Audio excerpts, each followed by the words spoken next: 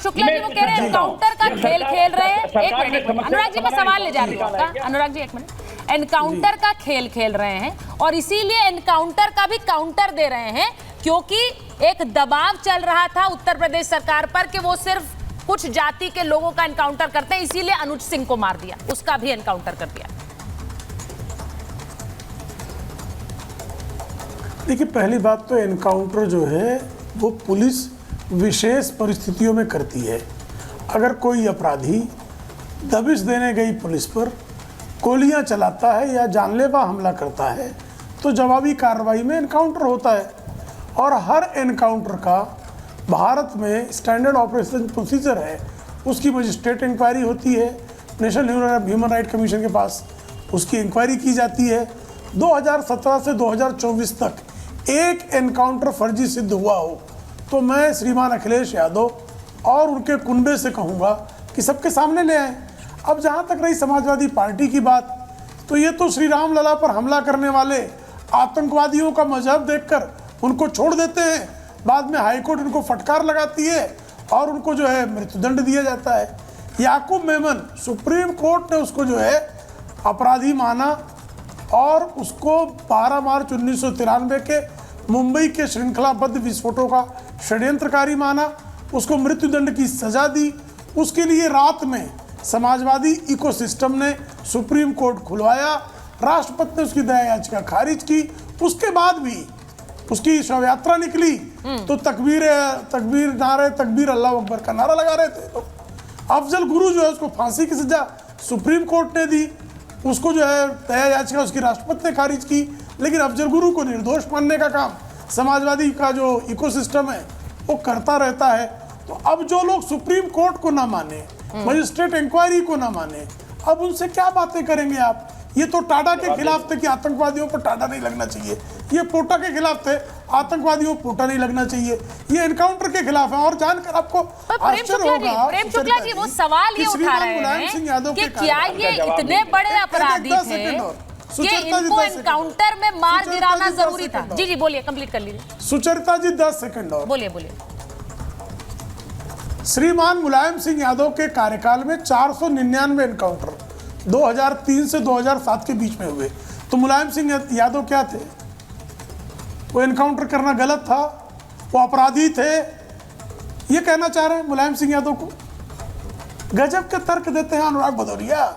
जरा थोड़ा बहुत अपने नेताजी के कार्यकाल के ही आंकड़ों को देख लें तो आपके ध्यान में आ जाएगा कि आप जो तर्क दे रहे हैं वो तर्क आप ही का बेड़ा गर्क करते हैं।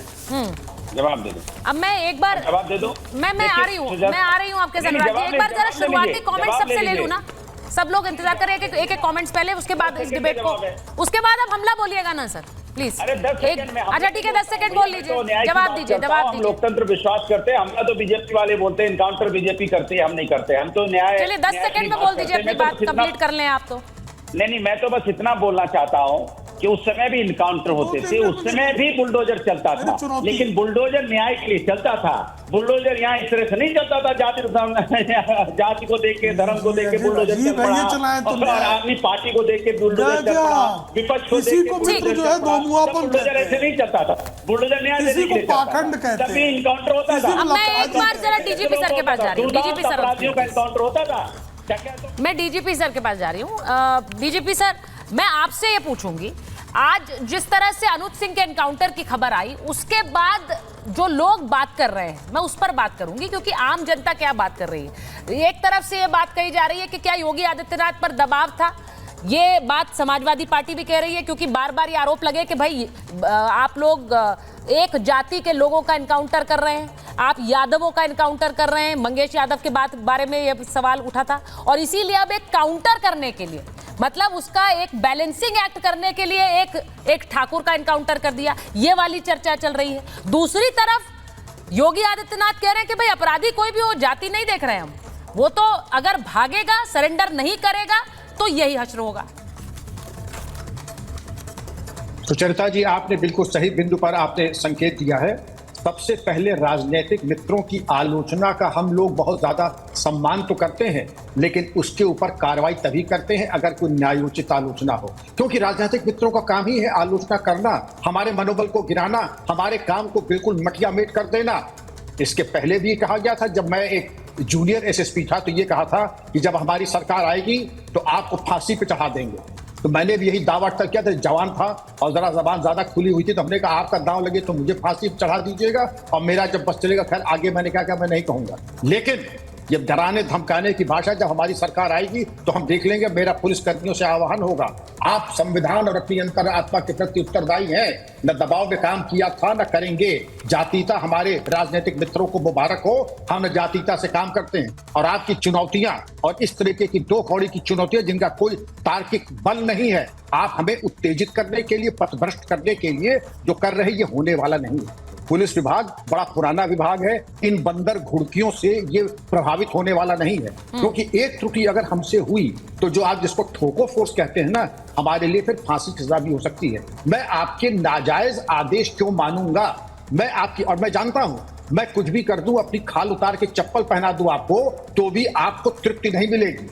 आप चप्पल पहन के क्यों आए थे? आप ये क्यों कर रहे थे? आपने ठाकुर का क्यों किया? आपने यादव को क्यों किया? आप जितने भी तर्क हैं अपने, आप जाके एक शपथ पत्र के माध्यम से न्यायालय में दे दीजिए। आप नहीं देंगे, आप यहीं पर वाद विवाद करेंगे, लेकिन शपथ पत्र आप नहीं दे सकते हैं, क्योंकि मालूम है शपथ पत्र झूठा पकड़ा जाएगा तो आपको परजरी की सजा भी हो सकती है। इसलिए आज जहां खतरे की घंटी बजती है, आप उस तरफ जाना छोड़ दें, उधर आप देखेंगे भी नहीं। सुचरिता जी ये बड़े समझदार लोग हैं, अपना अच्छा बुरा जानते हैं। जैसे अंग्रेजी में कहते हैं, they know which side of the bread has the butter. और अगर मृत्यु पर इतनी संवेदना है तो हमारे पुलिसकर्मी जो शहीद हुए हैं उनके बारे में एक शब्द कह देते, नहीं कहेंगे, क्योंकि उसमें कोई राजनीतिक लाभ नहीं है। पुलिस वाला तो तनख्वाह लेता ही है मरने के लिए, गोली खाने के लिए। कौन सी कृपा कर दी उसने? उसके परिवार के यहाँ जाना तो छोड़ दें, एक शब्द संवेदना का नहीं कहा गया। और बाकी इसी बात से आपको समझ जाएगा कि जहां राजनीतिक स्वार्थ सिद्धि, वहां पर हम जाएंगे, वहां पर आंसू घड़ियाली बहाएंगे। बाकी हमसे क्या मतलब, पुलिस वाले मरते क्या करते हैं। और रही बात इसकी, आपको जरा सा भी गंभीर हो, मैं अनुराग जी युवा जुझारू नेता हैं, आप शपथ पत्र क्यों नहीं दाखिल कर देते हैं? आपके अरे पास सीधा सवाल, आपका सीधा सवाल है, मैं जवाब ले लेती हूं उनसे। वो कह रहे हैं आप लोग क्यों नहीं शपथ पत्र जारी करते? आप बयान देते हैं मीडिया में आके, आप डिबेट्स में बोलते हैं, आप ट्वीट करते हैं, लेकिन आप उस पर कोई कार्रवाई नहीं करते हैं। अनुराग जी मेरी एक बात समझ में नहीं आई, सब कुछ विपक्ष को करना है तो सत्ता पक्ष क्या करेगी ये बता दीजिए। आरोप तो आप ही लगा रहे हैं ना। जिम्मेदारी नहीं है, सत्ता पक्ष की कोई जिम्मेदारी नहीं है। ऐसे मेरी बात पूरी जानिए, सत्ता पक्ष की क्या जिम्मेदारी मैं पूछना चाहता हूँ। हमने बड़ी अच्छी बात बताई, पुलिस अपनी जिम्मेदारी से काम करे, बिल्कुल। पर आरोप आप लगा रहे हैं ना अनुराग जी, इसलिए वो कह रहे हैं। बात होने दीजिए ना सुचारू। नहीं, आप पूरी बात रखिए, लेकिन आरोप आप लगाएंगे तो इसीलिए वो कह रहे हैं। अरे मेरी बात तो होने दो ना पूरी। मैं अरे सर से बात कर रहा हूँ, हमारे सीनियर है, उनसे तो बात कर ही सकता हूँ। मैं आपसे ना कर पाऊँ लेकिन उनसे तो करूंगा ना, सवाल जवाब कर ही सकता हूँ। हमारे घर के सबसे बड़े सीनियर हम लोग के अभिभावक हैं, तुमसे तो बात करूंगा ही। मैं तो ये कह रहा था सर, सबका अगर विपक्ष को ही करना है, माने अन्याय के खिलाफ आवाज, यहाँ पे अगर किसी तरह की उत्तर प्रदेश में अप्रिय घटना हो रही तो आवाज भी हम ही उठाएं, फिर समस्या का समाधान ही हम करें। तो सरकार किस लिए है? सिर्फ सरकार मलाई खाने के लिए तो नहीं है। सरकार की तो जवाबदेही है कि नहीं समाज के प्रति? कुछ सरकार की जवाबदेही नहीं है।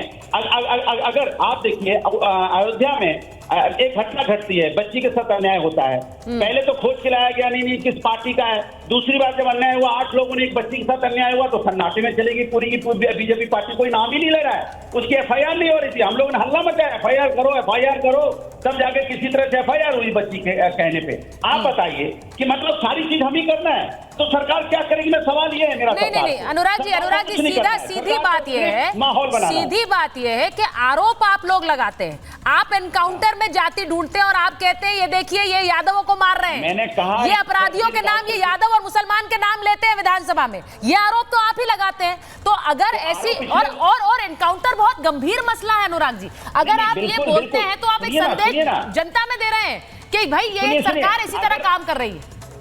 मैंने कहा कि आपने कहा विधानसभा में नाम लेते, मैंने गलत क्या बोला? 20 नाम से 2 ही नाम क्यों लिए गए? इसका कोई जवाब है क्या? आप बताइए, इसका जवाब किससे लिया जाए?